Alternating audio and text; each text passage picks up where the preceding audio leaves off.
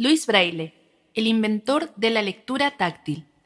Pese a perder la vista cuando aún era un niño, Louis Braille superó todas las dificultades convirtiéndose en un gran estudiante. Inspirado por el invento de un militar francés, Braille consiguió elaborar un código táctil con el que todas las personas ciegas pudieran leer y escribir de una manera más fácil y eficaz.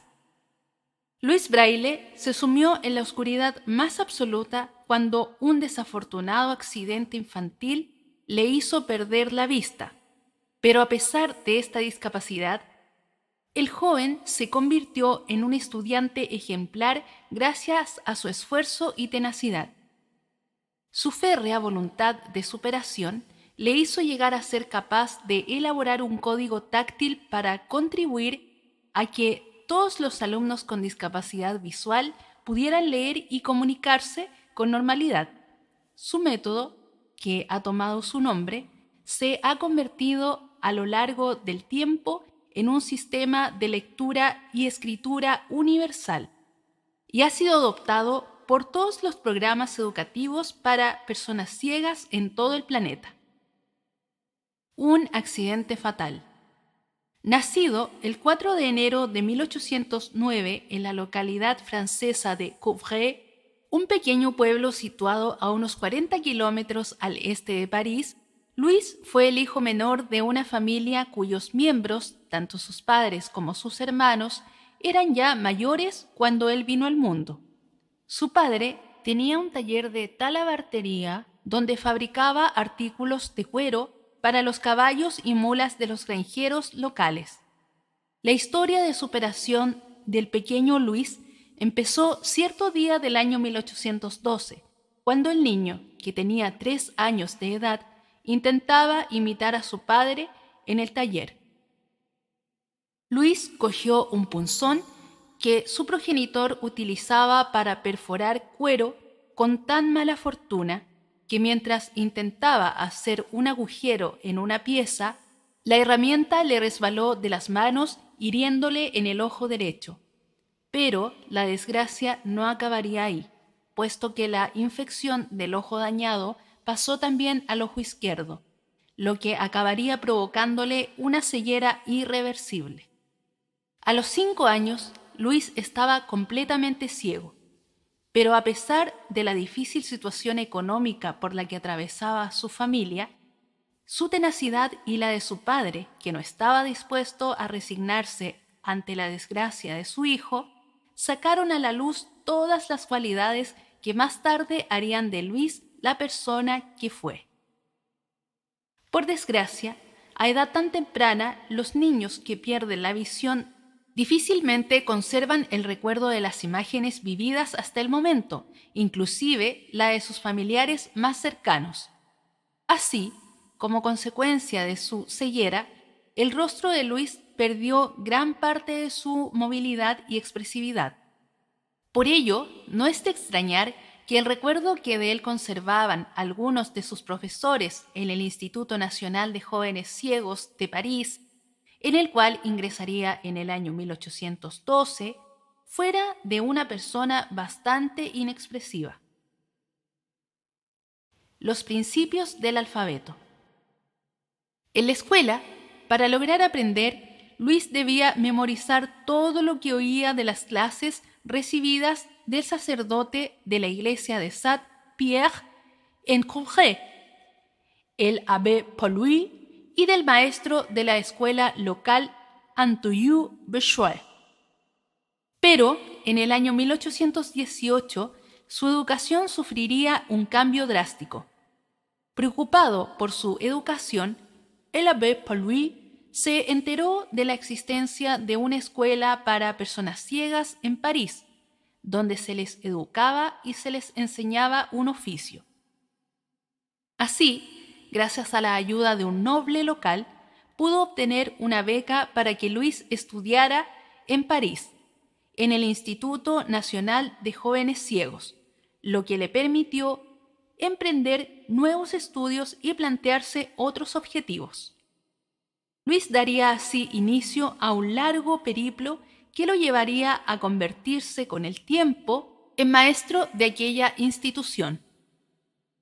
Una persona que tuvo una gran influencia en la evolución de Louis Braille fue el erudito Valentin Agny.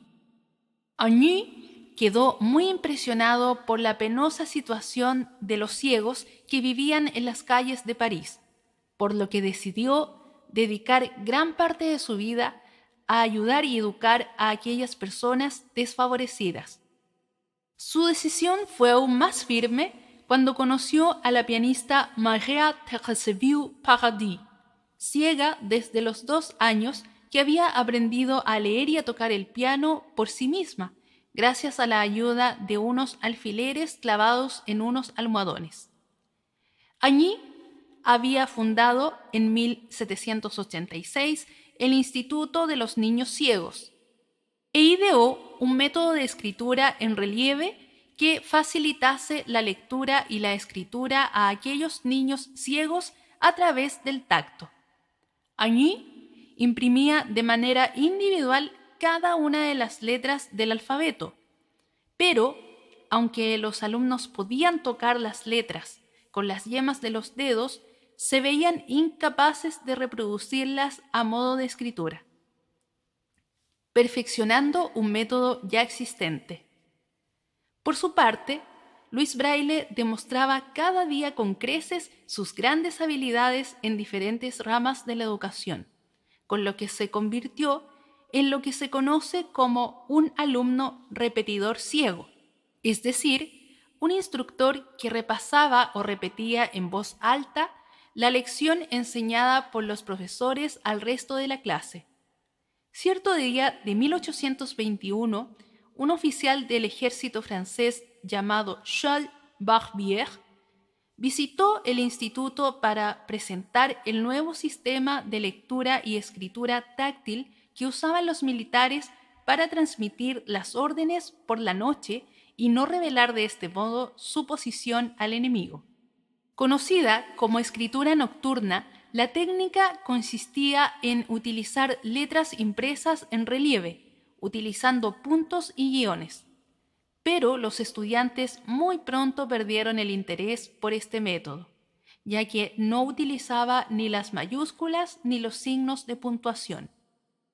El joven Braille, entonces, empezó a buscar la manera de perfeccionar ese sistema de puntos para que las personas ciegas pudieran leer, es decir, crear un verdadero código alfabético para, en sus propias palabras, poder leer con los dedos y que fuera igual de rápido y fácil como en el caso de las personas con visión. A pesar del desánimo de los alumnos, Luis no desfalleció y tomó ese código como base de un nuevo alfabeto. Braille no pararía hasta hallar una solución que simplificara el sistema. Para reproducir la fonética básica, el método ideado por Braille tan solo requería de 6 puntos en relieve en vez de los 12 de su antecesor. En su primera versión, Braille utilizó puntos y guiones y publicó su sistema en 1829. En 1837 publicaría una segunda edición en la que se habían descartado los guiones porque Braille consideraba que eran demasiado complicados de leer. Braille ideó de este modo su propio sistema de puntos en relieve, empleando una lámina metálica o de madera perforada a modo de plantilla, con unos pequeños cuadrados cada uno con 6 puntos. Entre las 2 láminas se colocaba un papel y con un punzón se iban marcando los puntos en relieve para dar lugar a una perfecta caligrafía que la persona ciega podía tocar con sus dedos. Reticencias iniciales. Pero, a pesar de las indudables ventajas que ofrecía aquella técnica de aprendizaje para los jóvenes ciegos, el método de Braille no fue implantado de manera inmediata ni aceptado por todos. Hubo docentes que se mostraron bastante reticentes a la hora de aplicar aquel nuevo sistema, e incluso hubo quien lo prohibió en su escuela. Por suerte, aquel veto provocaría el efecto contrario entre los alumnos. Muchos de ellos, a escondidas, utilizaban el sistema Braille para estudiar.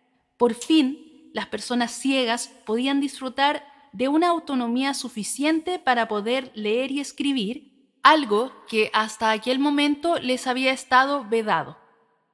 Convertido en profesor de la institución, Braille no viviría lo suficiente para ver el éxito universal de su invento, ya que el 6 de enero de 1852 murió a causa de una tuberculosis, una enfermedad contra la que había estado luchando desde sus inicios en el Instituto Nacional de Jóvenes Ciegos. 2 años más tarde, su sistema de lectura se implantó definitivamente en la institución a la que dedicó tantos años de su vida ante la insistencia de los estudiantes.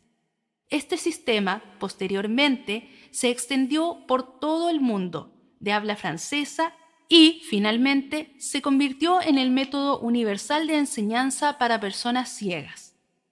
Por eso, hoy 4 de enero me encuentro aquí con ustedes leyendo este artículo con el increíble sistema Braille.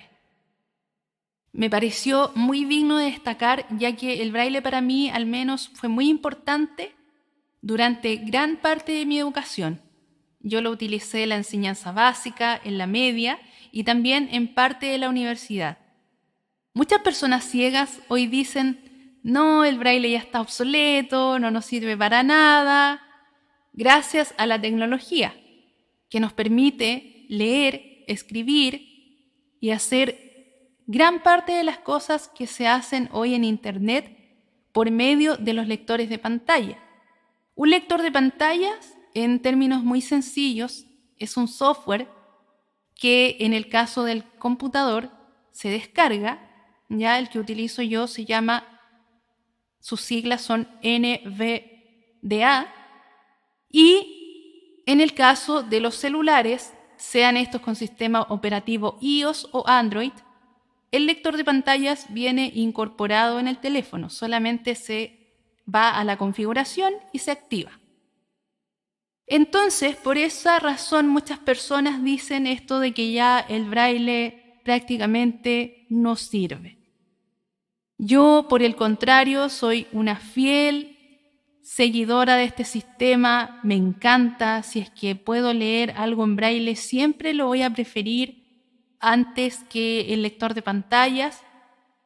Entonces, para mí el Braille de verdad que es un sistema que no puedo olvidar, no puedo tirar a la basura y olvidarme de toda la contribución que hizo en mi educación.